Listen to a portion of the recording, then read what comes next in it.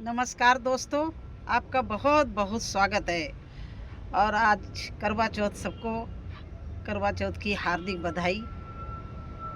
आज करवा चौथ का व्रत नॉर्मली सभी लेडीज रहती हैं, तो आज हमारा भी आज करवा चौथ का व्रत। लेकिन हम सोचते हैं आज के दिन कोई अच्छी चीज़ बोएं जिससे याद रहे। तो चलिए, आज हम लगा रहे हैं,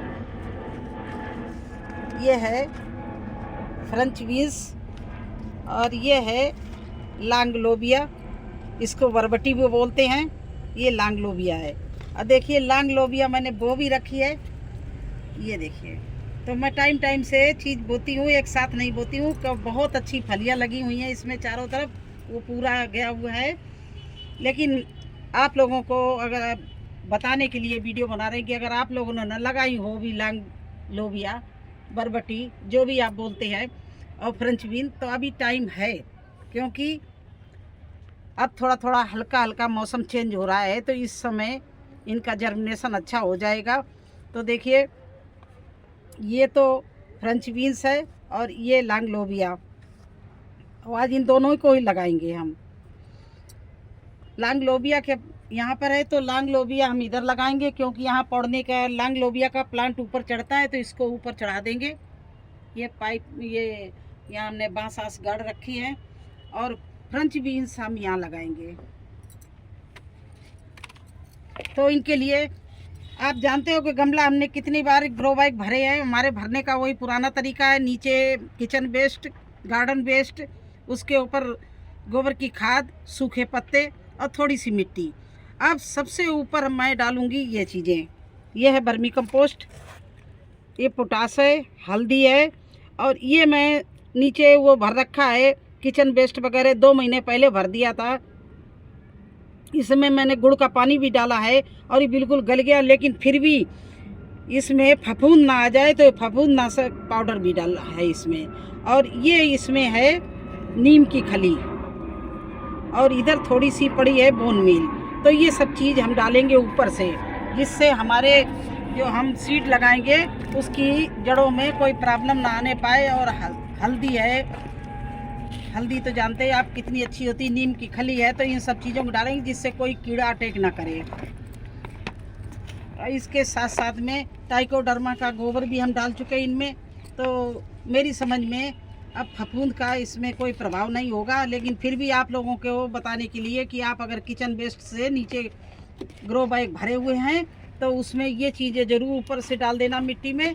देखिए, इस तरह से आधा इस गमले के लिए और आधा दूसरे के लिए है।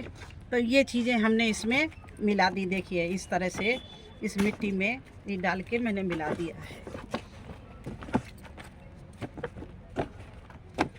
जिससे हमारे इस जो हम सीड लगाएं उसमें किसी कीड़े का अटैक ना हो। नहीं तो क्या है, कभी चींटियां खा जाती हैं, कभी कोई कीड़ा खा जाता है सीड हमारा, और हम वेट करते रहते हैं कि निकला नहीं निकला नहीं। ऐसा नहीं है कि अगर सीड अच्छा सही रहेगा और उसको कोई कीड़ा नहीं खाएगा, तो वो बिल्कुल जर्मिनेशन होना ही होना है। और अगर इसमें हमारी मिट्टी में कोई कमी होगी तो कीड़े होंगे, तो वो खा जाएंगे सीड, फिर हम भी लोग वेट ही करते रहेंगे और वो जर्मिनेशन नहीं होगा। तो चलिए, पहले इसका सीड निकाल लेते हैं।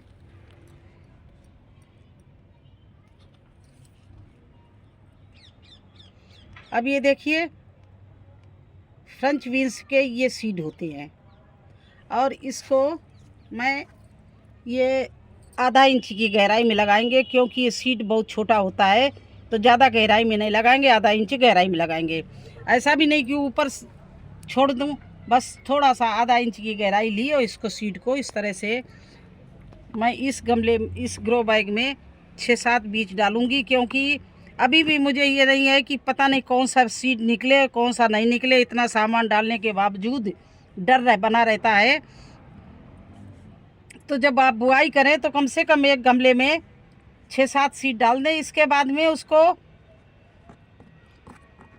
ज़्यादा घना हो जाए तो आप अगर नहीं रखना चाहें, 4 बीज रखना चाहें, तो उसको कहीं आप दूसरी जगह रिपोर्टिंग कर दो, मिट्टी से ही निकाल के। तो इस तरह से अब इसको हमने डाल दिया और ये मिट्टी एक से कर दी। देखिए, इस तरह से फ्रेंच बीन्स की मिट्टी तैयार की जाती है और इस तरह से आधा इंच गहराई में लगाया जाता है। अब दूसरे रह गया है ये हमारा लांग लोबिया। ये देखिए ये और इसको कुछ लोग बरबटी भी कहते हैं। तो ये हम लांग लोबिया इसको लगाने जा रहे हैं दूसरे गमले में। आइए उसको भी दिखाते हैं। तो देखिए ये गमले में हम इसमें लगाएंगे लांग लोबिया, या उसको बोल दो आप लांग लोबिया बरबटी, जो भी आप बोलते हो बोल दो। और ये इस तरह से वही मिली हुई खाद इसके अंदर हम डाले दे रहे हैं। देखिए इस तरह से इसको डाल दिया। और ये गमले की मिट्टी मेरी पहले तैयार थी। अब इसमें हम ये बीज सीड निकाले ले रहे हैं इसके।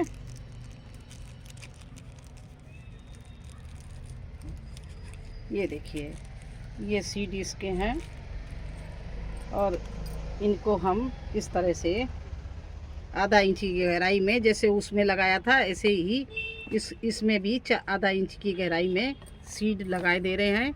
ये देखिए ये,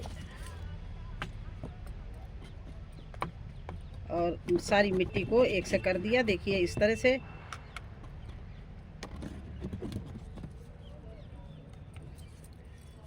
अब इसमें थोड़ा सा हम और प्रिकॉशन लेंगे, उसको आप बताएंगे कि क्या मैं इसमें और डाल रही हूँ। दोस्तों ये मैंने नीम का बायो एंजाइम बनाया था। इसमें नीम है, गुड़ है, पानी है और है एलोवेरा। इन चीज़ों को मैंने 1 महीना पहले ये देखिए बनाया था और ये हमारा अब बायो एंजाइम बन के तैयार हो गया है। तो मैं ये स्प्रे बोतल में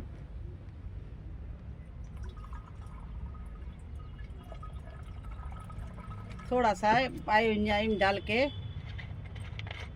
क्योंकि ये बिल्कुल कीटनाशक होता है, किसी तरह का भी कीड़ा नहीं अटैक करेगा जब ये पड़ जाएगा। और इसको हमने बंद कर दिया।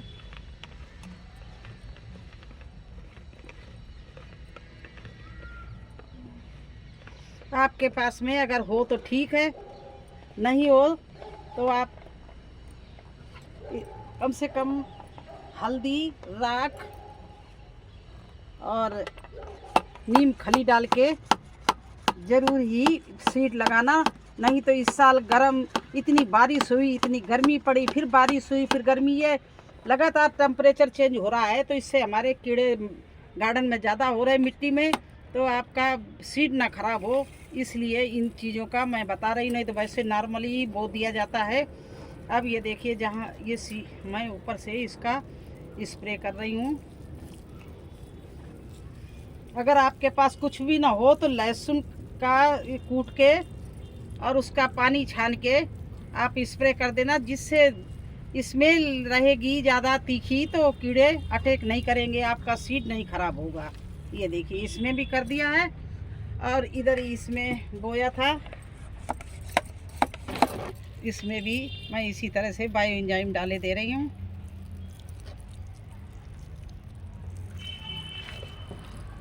और इससे हमारी मिट्टी में मॉइस्चर हो जाएगी, जिससे सीड भी निकल आएगा। अब इसमें हम 2-3 दिन कुछ नहीं करेंगे जब तक सीड का जर्मिनेशन नहीं होगा।